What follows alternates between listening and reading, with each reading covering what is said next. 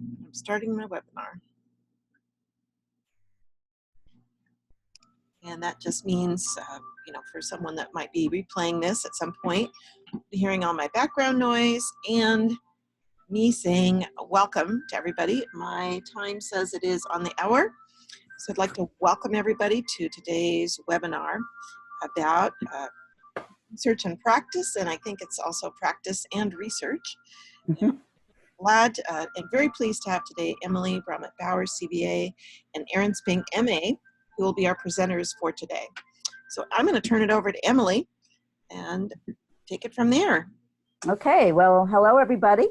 I'm so glad to see you. I actually cannot see who's here, but hello. I'm going to get started. Thank you all for coming. A little bit about today's agenda. We're going to do a little housekeeping, and by that I mean I'm going to give this back to Gretchen for a second, who is going to explain how to use the Zoom meeting format and also to initiate our first poll question. Then she'll hand it back to me for introductions. We will make our presentation for today, during which time we will have a few opportunities for you to engage with us through the chat box. Hopefully we'll have time at the end, towards the end, for some questions and discussions, and then finalize this with some announcements. We will be sending an email, aside from the post-webinar survey.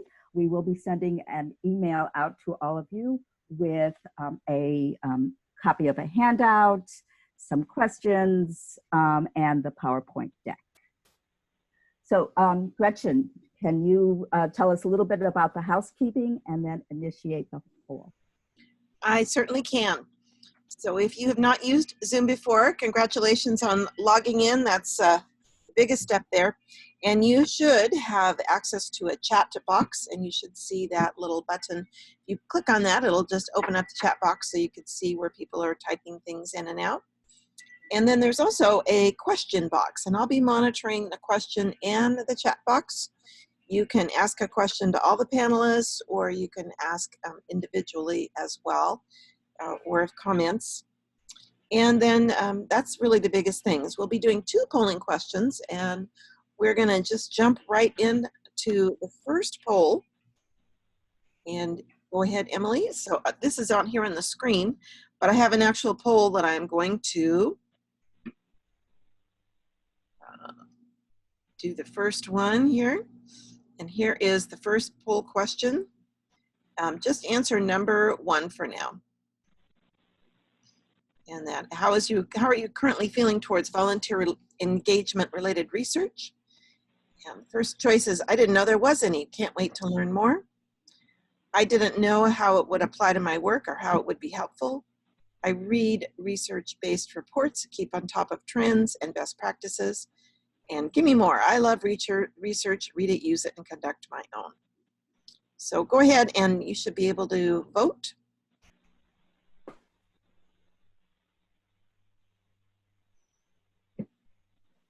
And I'll just keep that open. And of course, if you're calling in on the phone, I'm sorry you won't be able to vote, but we are getting some great feedback. And we're just answering question number 1 right now. Gretchen, I think one person has said you have to answer both in order to submit. Oh, interesting. Okay. That is, that's on me. I must have set up that poll question together instead of individually. So okay. That's okay. We can add this into our postmortem email after we finish the webinar. You'll get an email tomorrow, about 24 hours from now, with a quick survey about the content with your feedback, which we really appreciate. And we'll also have some more information in terms of handout, the slide deck, how to find the recording link, and then of course the post poll questions. So thanks everybody. I'll just leave the poll open for just a moment more. And if you want, you can also submit it in the chat too, just if you're on the phone, as Melissa's done. Thank you, Melissa.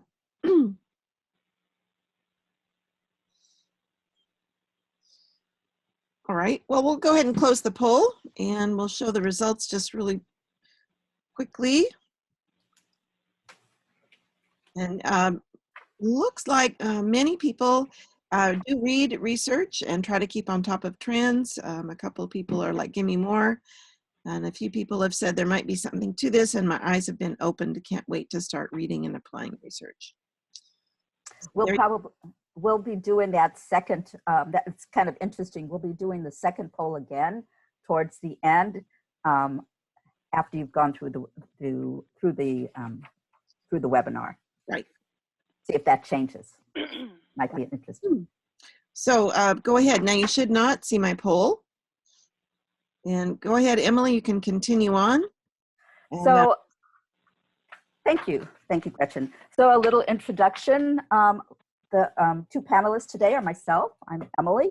I am a volunteer engagement consultant and currently working on a few projects. And one of those projects is as the NAVE, the National Alliance for Volunteer Engagement Research Subgroup Lead. So in NAVE, National Alliance on Volunteer Engagement, there is a work group called Research and Accreditation. I am the subgroup on Research Lead. And in that, I work with Erin Spink, who has her master's in leadership from the University of Guelph in Ontario. We say that because everybody is curious what Guelph is. Erin is the senior manager of volunteer engagement at the Canadian Cancer Society, and she is the principal at Spink Tank, her own organization that does research and consulting. Erin also works with me again on NAVE, the research subgroup. So we will be presenting this. Obviously, this is a topic that is close to both of our hearts in that we are both have done some academic research in the field of volunteer engagement. So moving along, we're going to start by talking about what is it that we're talking about when we talk about research. First of all, this is a huge topic. We're not covering everything. There are many more things to discuss than what we're talking about today. This is pretty much an introduction to this area because both Erin and I and others have found that there are very few, if any, webinars on this topic that have been presented to volunteer management and volunteer managers and volunteer leaders. We are using the poll questions, in fact, as a really sloppy kind of example of research where we're asking people for their information, presumably before the webinar, then after the webinar, and then there'll be another poll question included in the email that we send you later. And from that, we're hoping to be able to gather some data on how well this particular webinar worked. So again, a form of research. What we're talking about when we talk about research, we're talking about the systematic investigation into and the study of materials and sources in order to establish facts and reach new conclusions. It's creative, it's systematic, and it increases the knowledge and improves understanding of what we do and why we do it and how it all works. Data that we collect can be quantitative, it can be qualitative, or it can be non-empirical. In other words, it can be theoretical. The important part about what we're talking about here is that research is rigorous and empirical. It's done by others. So what we're talking about here when we talk about research and practice, we're talking about research that is done by others, which is not to say that leaders of volunteers don't or can't do research. You probably do that all the time. You're always collecting data of some sort and collecting conclusions. But today, when we talk about research, we don't mean researching a topic. We mean by reading literature, what we're talking about is how you access and use research that is done by others in order to to increase your understanding and knowledge and how to put it into practice in your everyday work as practitioners. There is one exception that we'll talk about briefly later, and that's when you are, in fact, as a practitioner, involved in action research and you're partnering with another researcher. So does that kind of clarify what our topic is? Somebody's going to have to let me know if there's some nods in the chat box. Yeah, good. So when we talk again a little bit more about research and volunteer engagement, the what are the topics that we're talking about? What research is out there, where it's being done, and who's doing it? The topics that we're talking about, the what, are topics on volunteerism, volunteer engagement, volunteer management and leadership, but it also includes relevant topics in other disciplines, like in research on nonprofits, on public administration, might be organizational development, leadership, and human resources. And I'm sure that there are other discipline areas that are relevant to the kind of research that we're looking for. Where is this being done? A lot of it is being done in higher education. It's being done by other associations, by other organizations, by independent researchers and consulting firms. And who is doing this research? Academics, which include faculty and students, pracademics, which are scholar practitioners, people who have their feet in both the academia, but also who are practitioners in volunteer engagement, consultants, and again, leaders of volunteers, practitioners. They do their own research, often within their own internal organizations. Sometimes, and most times, not being shared out. Again, that's not what we're talking about here. We're talking about what you as a practitioner can access that is done by somebody else. But we do recognize that practitioners do this research. So why is this important? Why is research important? Research is important because it tests hypotheses. What if I do this? What will happen then? Another example is, which volunteers prefer this particular activity? Again, testing hypotheses about motivation. It creates knowledge, learning about landscape and trends, volunteers, leaders of volunteers, and nonprofits. Know if action A or B is more effective. And that's how you create your knowledge on what you want to do. And when you're doing quantifiable research, quantification, what works best, when, and for whom. And that also leads to continuous improvement. Bottom line, research provides the knowledge and data to help us make informed decisions and choices about how we engage volunteers, rather than just using our sort of gut intuition. We use the knowledge and data also to advocate for effective volunteer engagement, especially in our organizations when significant decisions and choices are made by someone other than yourself. When you're having to show somebody why you should do something within your organization having to do with volunteer engagement. Is that, again, I'm going to, because I have my screen up, I'm going to have to rely on Erin and Gretchen to see if there's any comments or questions. Not yet, Emily. I think Perfect. everybody's tracking. All right. So in order to really look at this, what Erin and I decided to do is to sort of to break this topic down into 3 factors to consider. First of all, relevancy. We're first of all looking at research that is relevant to the particular issue, which in this case is volunteer engagement and the leadership and management of volunteer engagement. Then we're looking at access.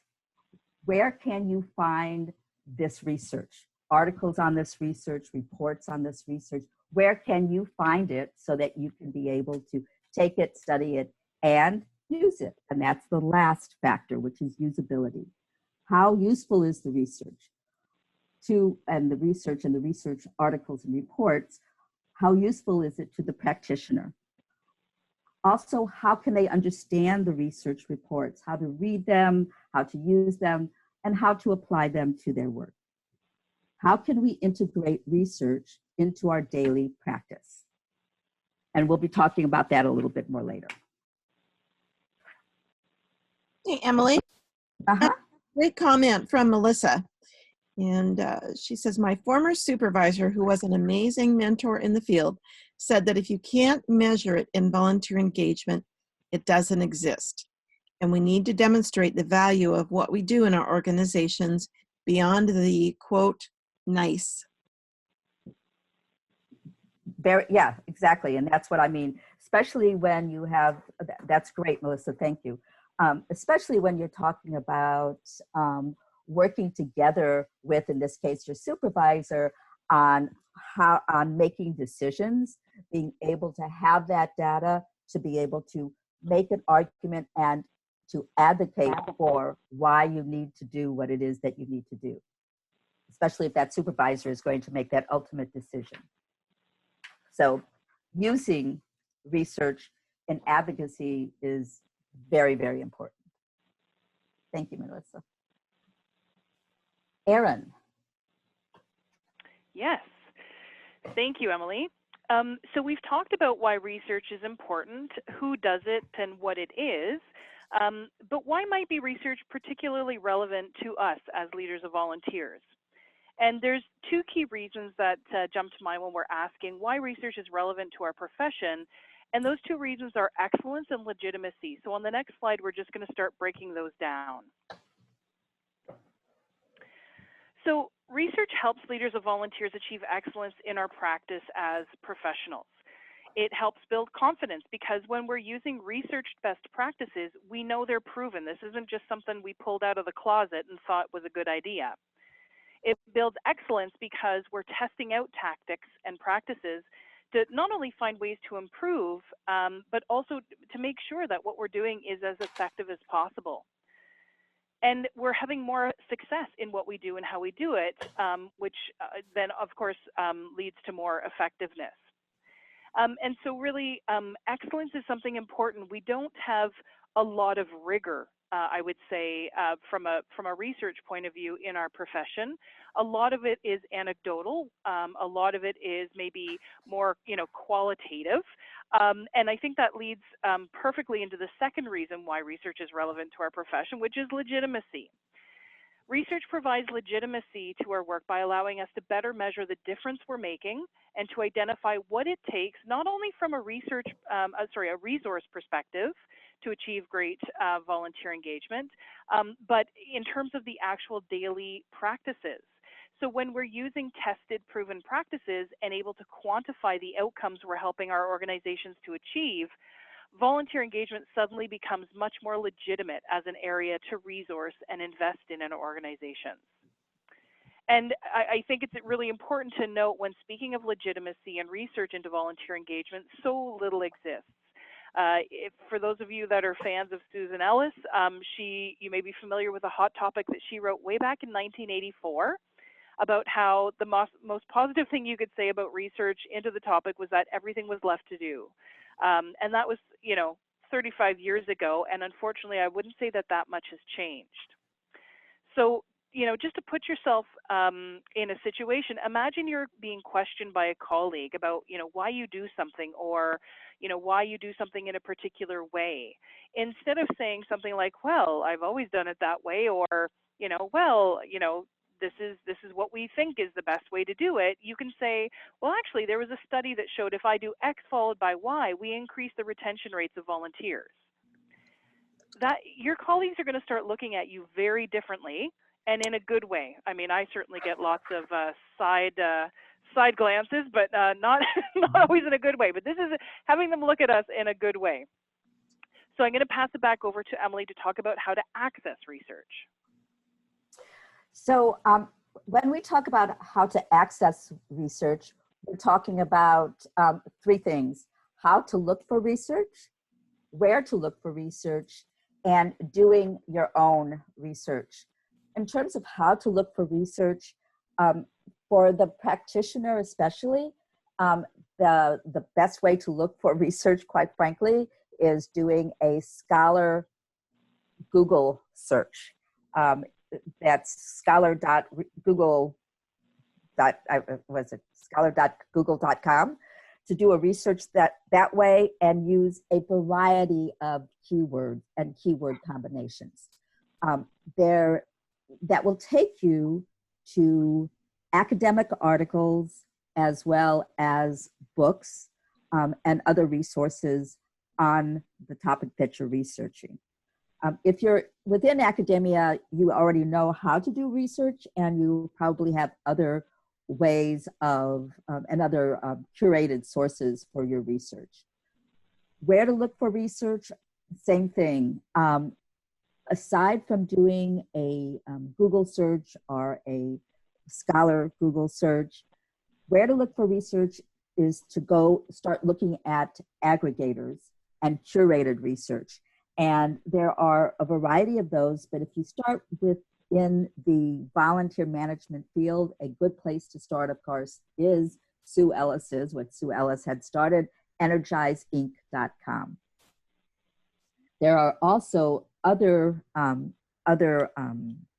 which I'll mention in a second, there are other journals, free journals, like iJova on the Alive site, volunteeralive.org site, that you can go to for looking for research and find it. And then the last area is doing your own research. And again, to repeat what I had said earlier, when we talk about doing your own research, that what we're talking about here is partnering with a entity, a higher education, a different kind. There is a website that you'll see on our handout where you can find an academic research partner where you're doing your research as part of a larger research kind of effort, and you're having some input into that so that it is relevant to you as a practitioner, and you're doing some action research. That would be action research. Here's the landscape of the research that we have found.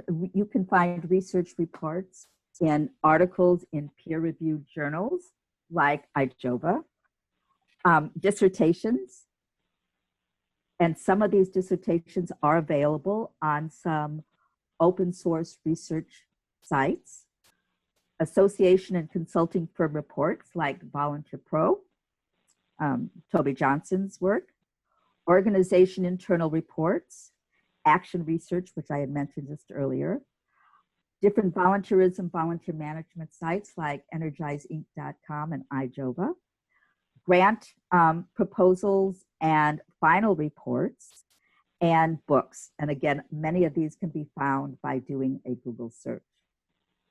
We have a handout that actually lists URLs and other sources. It is not comprehensive, but it'll give you a start on where you can go to get this research and access it.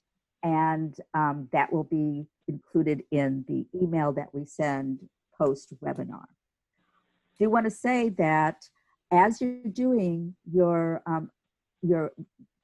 research, as you're trying to access these reports, you will also find that there are some reports, some research that you cannot access unless you are associated with a university and have access to some academic and professional journals. That's one of the things that we'll be talking about in future webinars, because that's one of our challenges, is how to access some of those research reports that are not available for free to anybody. Any comments or questions on that? Back to you, Erin. Super, thanks. So usability, that's one of the second kind of areas that we've chunked out. And so the question has to be asked, is all research usable by leaders of volunteers? And the short answer is no, absolutely not. A lot is either too theoretical to have relevance to practitioners. Additionally, a lot of it is repetitive, which isn't actually a bad thing in research. Repetition is part of the validation process, but what we find is that there's a lot of people wanting to research the same topic, which is usually around volunteer motivation. In fact, I have the pleasure of being part of the editorial board of eVolunteerism, and we have a moratorium on any articles about volunteer motivation because that horse has been flogged to death. So, you know, there's limited usability depending on what we're looking at. But certainly lots of research is usable by leaders of volunteers. So consider using things like comparative reviews to benchmark your community in relation to statewide, provincial, or national volunteerism stats, or even recognition practices, both in the US and Canada. We have nationwide and either statewide or province-wide breakdowns of how many people volunteer in the population and things like that. So you can do some basic number crunching to say, well, if this percentage of people volunteer in my state and my city has, you know, this population, like where are we at, right? So, so there's some basic things that you can do to compare to other benchmarking reviews. But there's also plenty of research that can be used to up-communicate to senior leaders in your organization and assist with advocacy work you're doing to get more resources or to try some new things. Perhaps you read about some new findings that enhance how you communicate or recruit volunteers. These are all practical and important ways to integrate research into your practice. And we're now going to introduce you to a few pieces of research going on right now. So we've got 4 examples of real research, and it's interesting because they actually cover a variety of topics and areas of focus. We talked about there's some research on volunteerism, there's some research on volunteer engagement, there's also some research on leaders of volunteers ourselves. So what we'd ask you to do is, as I go through each example, type into the chat box your ideas for how this research can apply to your work and how you might use it, so we can do a bit of brainstorming and sharing there. So the first example of research is Volunteer Pro, Toby Johnson's Volunteer Management Progress Report. It's going on right now. The link is there. The survey, I just got an update actually. She's extended it, so it's now closing on November 26th. If you haven't done this survey, please do it. It's a really wonderful report. It's a benchmarking report for the profession, and actually this year's theme is benchmarking, which is really fun. And what Toby's research does is it gives us a sense of trends and benchmarks into things like tenure. So how long are people who are leaders of volunteers typically in the field? How long have we been in the field? How long do we intend to stay in the field? What is our salary? What are our titles? What is the scope and size of the number of volunteers that our organizations engage with? It's a really useful piece of research that has direct relevance to the work of leaders of volunteers, and it's very accessible. She does a great, if you complete the report, she does a sneak preview, January 9th webinar, as well as then you get a copy of the report. And it's really great because, for example, if say you see what the average salary is, and you are really below that, then that's a really great piece of advocacy work that you can do to say to your supervisor, hey, like, there's a disconnect here. Can we have a conversation? Here's some legitimate research, you know, from, I believe her sample size is over 5,000, which is not insignificant at all, especially in research. So that's something that you can use very practically. So if you have other ideas, maybe you've used Toby's work and the Volunteer Management Progress Report in your past, we'd love to see you put it in the chat. The next piece of research is actually quite close to my heart because it's my own. It's my own master's research, and what I did is I took a model of employee engagement and applied it to volunteers to quantify the concept of volunteer engagement. We talk a lot about volunteer engagement, but we had never actually we had never actually quantified it and said, does engagement apply to volunteers? And if so, is it the same? So it's understood in employee engagement literature that the more engaged an employee is, the less likely they are to intend to quit. It's called an inverse relationship. So basically, engagement goes up, intention to quit goes down. Very simple. However, what my research found was that there was actually no relationship between engaged volunteers and their intention to quit, meaning that even engaged volunteers quit, a role even when they're really, really enjoying it. And so this has some pretty profound implications for our work, because a lot of people do presume that if only we engage volunteers, they'll stay forever, right? And what my research found was that actually that's not the case at all. But I wondered about why, and so obviously more research is needed, but what I surmised was that this is because engagement, as well as volunteering, are considered what we call discretionary behaviors. There's something people choose to do. So imagine this scenario. You have a volunteer role you love, but maybe your child gets selected for a competitive sports team and you now need to drive them all over the place.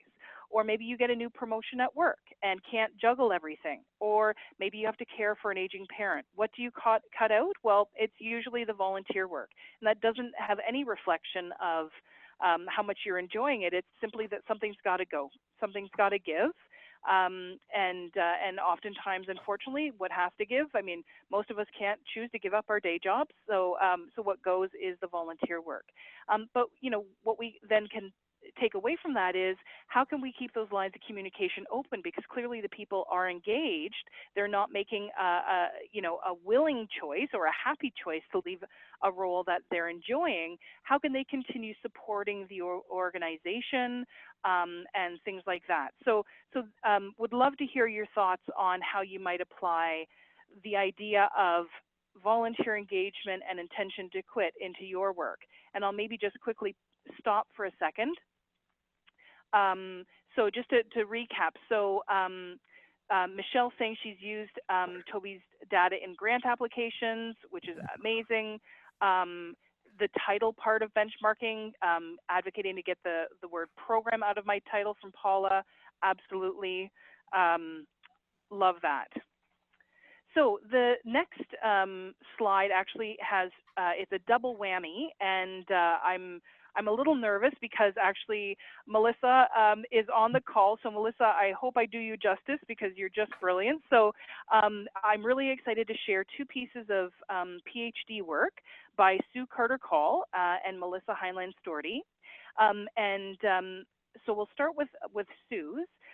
She's a consultant and researcher in volunteer engagement. She and Melissa are one of those rare unicorns that we call practitioners. And they really straddle that line between academia and, pracademics, I'm sorry, not practitioners. They are practitioners, but they're also academics. So Sue's PhD dissertation was titled Making the Invisible Visible. And what she said about it is that, we know that volunteers represent an important part of the nonprofit labor pool, and their contributions are diverse and significant. And yet a lot of the assessments of the value that we use is reduced to a few numbers. And it's, that economic decision based on their absence of wages, right? So it's traditionally the volunteer numbers and hours and hourly financial value assigned to volunteer time. And so the purpose of her dissertation was to reveal more dimensions of volunteer value by assessing the perceptions of the traditional metrics and introducing new lenses for interpreting volunteer value. So Sue's research found that there were patterns in how people valued volunteer contributions, but not by audience. So for example, funders weren't exclusively looking at one thing versus volunteer leaders or nonprofit executives. So it's really important to start a dialogue with your stakeholders about what indicators matter to them. And then reporting volunteer numbers and dollars, we're often forced to do that, but it's really not sufficient for telling the full story. So collect and share other information and educate others about why that information is important to the organization and program. So certainly not the complete findings, but just to give you a little sense. And I think those are really important things. So, I mean, some I'd love to hear in the comment chat box, your thoughts for how you can apply that to your work. And then Melissa's research is different in that it's specifically about leaders of volunteers and the challenges that we're facing, which is so important. It's very overlooked research specifically on leaders of volunteers in terms of like what we do and the challenges that we're facing. So if you Google the term volunteer burnout, you will see over 4.4 million hits. And while volunteer burnout is not to be ignored, it is critical to acknowledge and accept that there's a lack of research on volunteer engagement leaders, which is certainly a lot more complex than originally thought. And so what Melissa found was that the organizational environment appears to play a role in the experience of the dimensions of burnout by leaders of volunteers. And certainly leaders of volunteers are not only experiencing the 3 dimensions of burnout, but also experiencing a moderate degree of social support within the organizational environment. So certainly that resonated with me. And when I think about often how overworked and under-resourced we are, and also, just there's a very strong emotional component to our work. And empathy that's required. And so would love to hear your thoughts. And Melissa, please do chime in. Would love to get your insights and make sure that I've fully explored your amazing research. But those are just 2 more examples out of the 4 of some really important research that proves that there's a lot of research that is absolutely usable by us and is really impactful in how we do our work. So I'm going to pass it back over to Emily. Thank you. We're making good time, but that also makes me want to ask a couple of questions. Is it possible to hand the mic over, so to speak, to Melissa or anybody who raises their hands, or is this only, or can they only speak through the chat? This is a question for you, Gretchen. I can allow them to speak if they would like to. What I would like to hear from people, because I cannot see who is on this call, but clearly, Melissa, you're a pracademic, and I'm assuming that there are several other pracademics on this call. I'd like to hear both the questions that Erin has been, answers to the questions that Erin has been asking, but also any other comments about this really important topic and this relatively new introduction to this topic, either in the chat or if, Gretchen, you want to hand this over to somebody who wants to talk. Melissa, I can unmute you if you want to put yes in the chat box. She's been putting some comments in there. Her last one is research is never ending. I know that Sue and I continue to talk and do more research and presentation nationally. She says, yes, please. Okay. Melissa, I'm going to promote you so you can be a panelist and you should be able to speak now.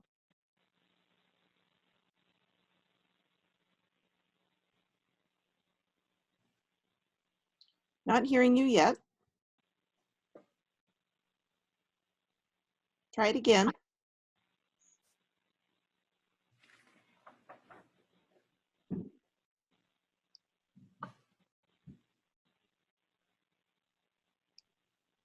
All right, I don't see that you have your audio hooked up yet, Melissa. Oh, Melissa was joining via phone. You should be able to.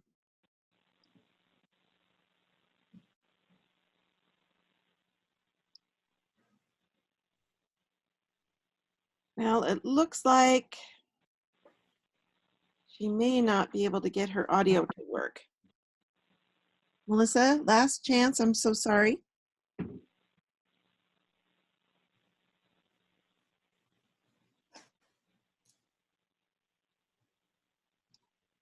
Okay, well, Melissa is working on that. Hopefully she'll be able to join us. Are there any other excuse me, comments in the chat box?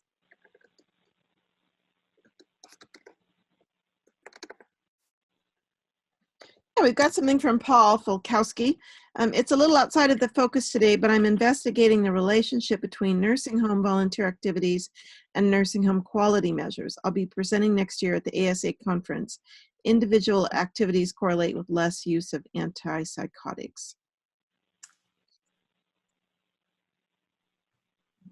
That's great. So, I mean, and that's a good, are you doing that alone, Paula, or are you working with somebody, or are you in fact a pracademic? I don't know. What a great example of the impact of volunteers if we can talk about the, reduced use of any kind of medication and enhanced quality of life. Wow. And that is so a good Paul example. says he's a pracademic. Oh, great. See, and there you go. So again, a pracademic, like Erin had said, somebody like Melissa and Sue and Paula, who actually has their feet in both areas, is a practitioner, but is also an academic.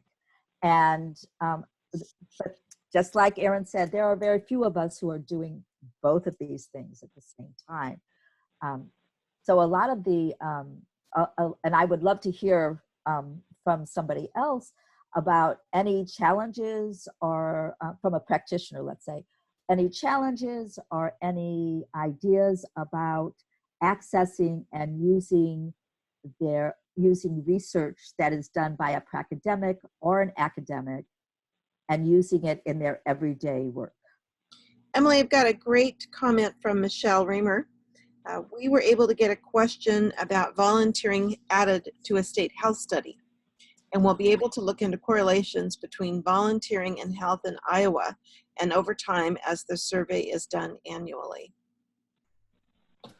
Fantastic. That's a great example of a practitioner working with a professional researcher, in this case, a government entity, to do some action research that will be very, very useful for obviously a lot of different leaders of volunteers. That's a great example of that kind of partnering. There is, in fact, on the handout that you will receive, there are some URLs, some connections to organizations and to websites that match practitioners and researchers. But this might be one that we have forgotten to put on there, and that is working with government resources and government entities to combine on this kind of research. Thank you, Michelle. That's a great example. I'm looking to see if there's another comment. Oh, here's another comment from Paul.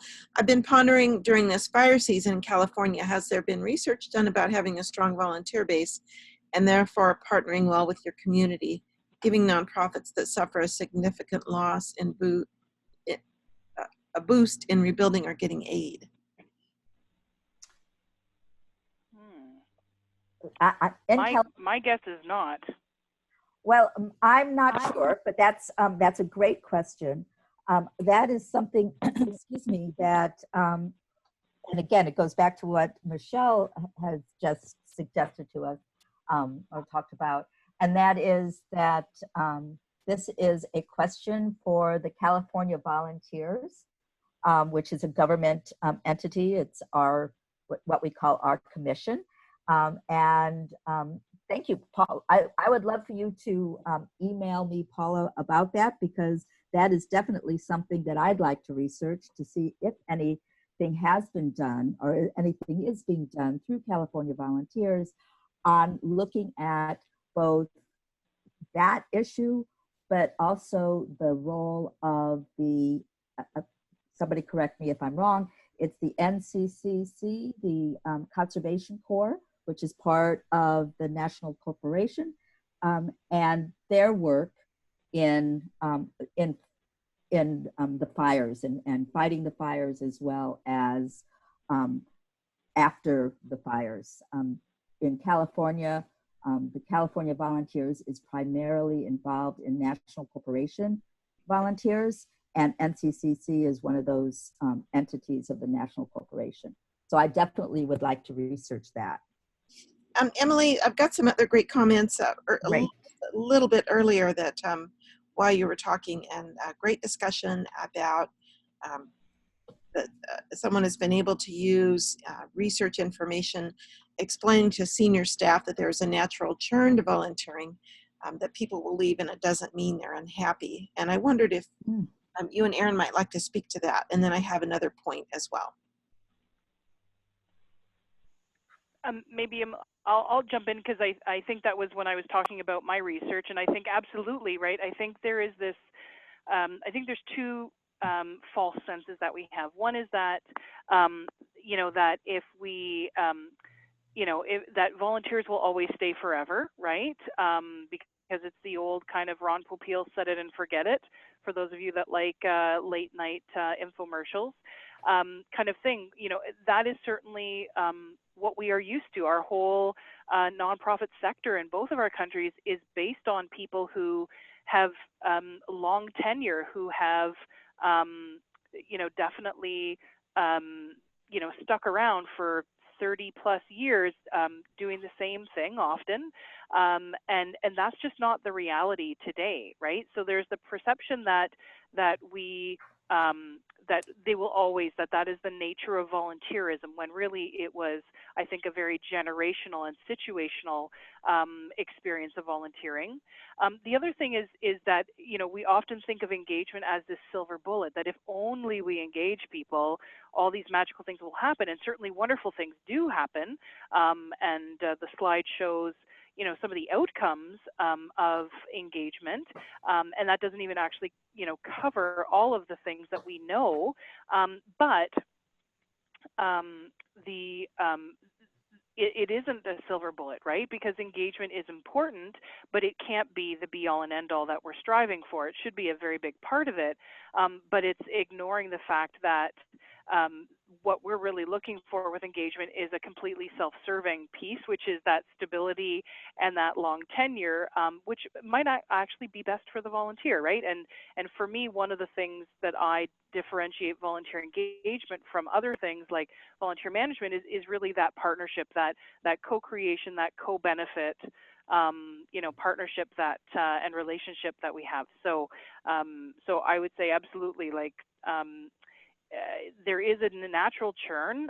We even see it just if you compare the life cycle of volunteering and the stats of demographics. We know that there's certain times in people's lives that they volunteer more or less, both in terms of volume of a demographic. So we know that youth, volunteer, more youth volunteer, but shorter hours versus seniors, who they volunteer, fewer of them volunteer, but they volunteer more hours, right? So there's also a very natural life cycle that follows the kinds of spaces that people are in typically at certain points in their lives.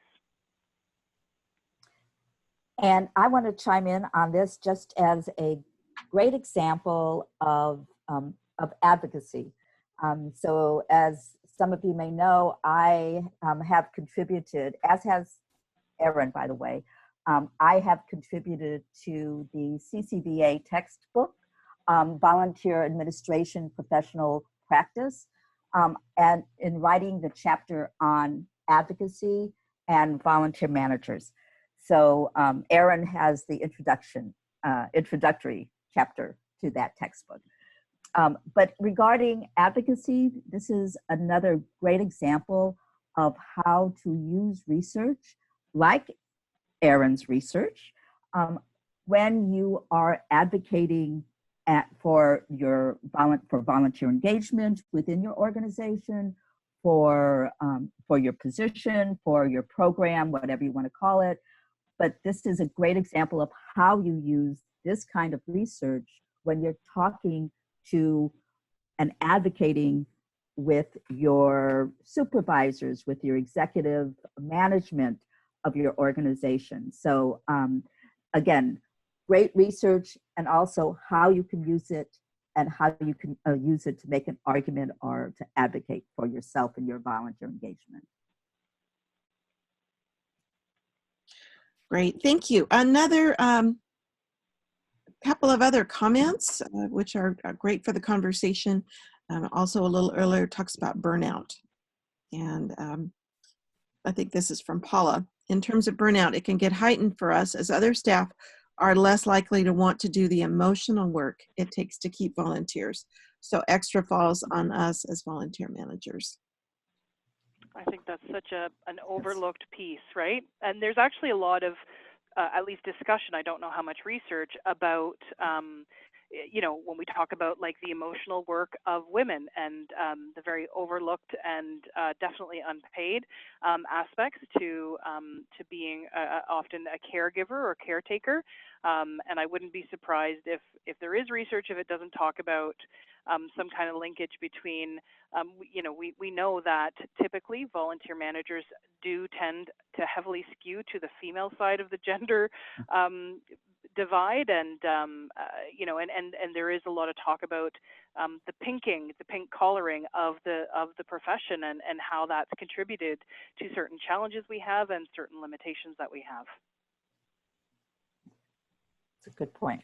Another great comment from Melissa, talking about research in general. Start with the questions that you have. Do your literature review to see what there is out there, if anything that will serve as a good base to move forward with your own research. And good luck to Paula. And then Paul Flakowski says there is a study about the relationship between volunteerism and communities bouncing back from a tragedy. UN Volunteers, the thread that binds volunteerism and community resilience. And he's got a link here. If it's okay, I can add that to the handout. Please. Lovely. I think that's great, Paul, because certainly there is a lot of research that, one of the things that is often ignored by practitioners is the fact that volunteerism is one of the pillars of civic engagement. And we know that, an actively civically engaged population is a strong population. It does absolutely have health impacts. I know there's a lot of research. In fact, actually, a researcher from the University of Guelph, where I did my master's degree, did research around the connection between healthy aging and volunteerism, and actually, really trying to get doctors to prescribe volunteering to seniors. There's a lot of talk about it now with mental health. We know that isolation can be alleviated by volunteering, because it's all about making connections in your community. So I'm thrilled that you shared that. That's such a great find. I wasn't familiar with that, and I think absolutely there is a lot of connection between, building relationships in our community through both formal and informal volunteering, and being civically engaged.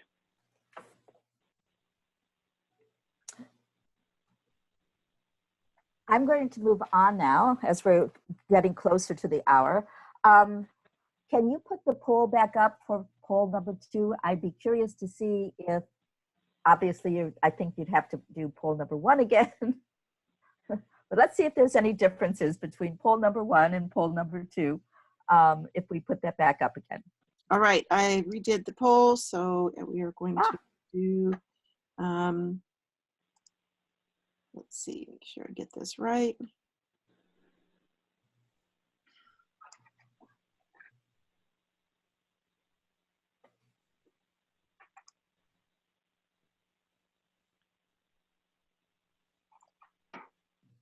I guess I can relaunch.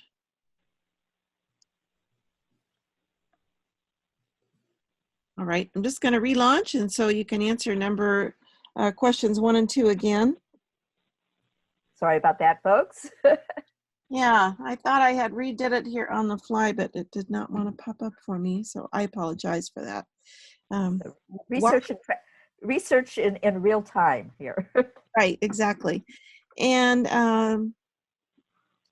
some other good comments here about people are saying, let's connect.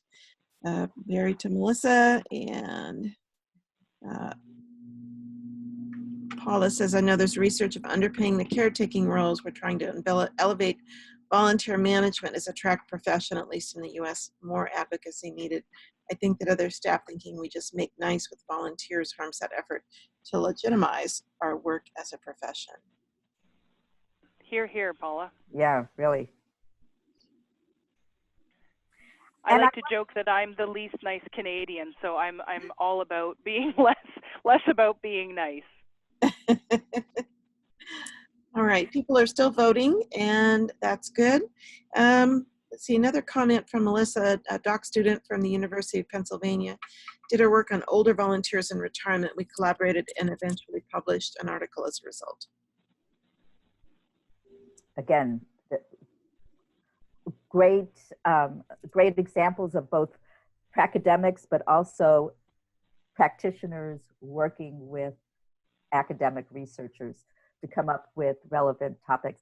And here's something that just dawned on me, and maybe this is topics for future webinars, for future, just investigation, and that is what are the topic areas that are missing? And one of them seems to me to be the role of volunteer managers within organizations, and that kind of relationship that you were just talking about, I believe it was Paula, between the volunteer manager and the other staff that work with volunteers. Right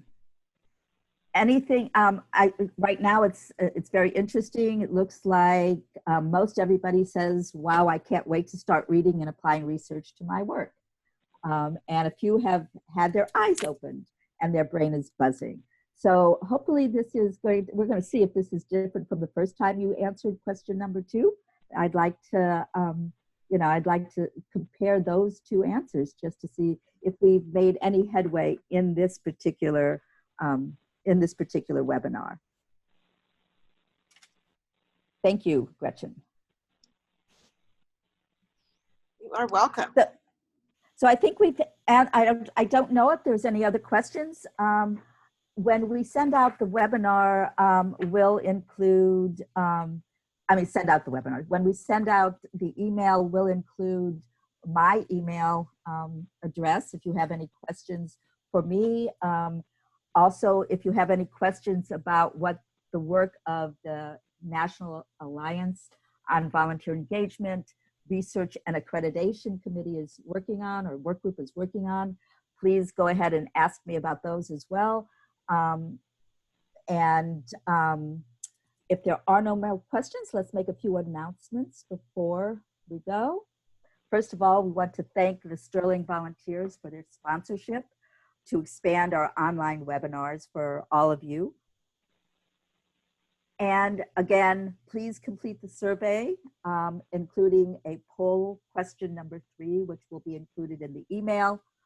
A live member, please remember that are we still voting, Gretchen, for executive committee and new board members? Yes. Okay, and what is the deadline on that? I believe Megan set that up until Tuesday night before the annual meeting. You can learn more by visiting our website and finding the tab that talks about 2020 board information. Okay, and the annual meeting again is on November 20th at 2 p.m. There is another Alive Academy webinar on December 4th, Leading with and for Compassion, presented by Leah Thibodeau. We will be announcing Alive Academy webinars for the first quarter of 2020 soon. And again, always go back to our website, volunteeralive.org, to check our homepage and calendar for more information. Just want to thank you all. I want to thank you, especially Erin, for working with me on this webinar. I hope this is the beginning of other webinars on this topic, because I think it is a very, very important topic for individual leaders of volunteers as well as for the profession. I want to thank you, Gretchen, as the Alive Administrative Manager, for setting this up. And Michelle, I know you're on the call, or we're on the call, as the Vice President of Programs and Advocacy. And is it 11 o'clock? Gretchen, do you have any other words? Erin, do you have any other words? I just want to echo Emily's thanks, both to her for leading this, and to Gretchen for all her support, and to all of the people who attended, hearing some great comments in the chat box about how insightful and helpful this was, and we're so glad and would love to keep the conversation going. So thank you all. Yes, thank you, Thank you. everybody. Watch your email inbox for the follow-up information. Thanks for taking time out of your day, and thank you for the work that you're doing in your communities, and have a good rest of it. Bye. Thank you. Bye. Thanks, everybody. Bye-bye.